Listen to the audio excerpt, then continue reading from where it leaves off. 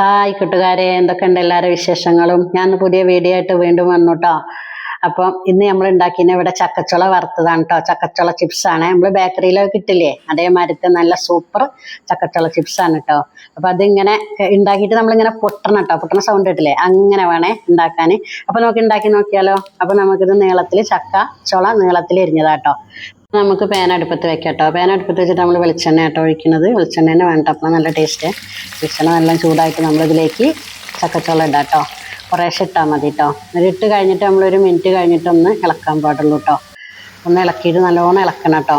അങ്ങോട്ടും ഇങ്ങോട്ടും ഇങ്ങനെ ഇളക്കി ഇടയ്ക്കിടയ്ക്ക് ഇളക്കണേ. ഇങ്ങനെ ചുവന്ന് വരുമ്പോൾ നമ്മൾ ഇതിലേക്ക് ഉപ്പിൻ്റെ വെള്ളമാട്ടോ കളിക്കാൻ പോണത്.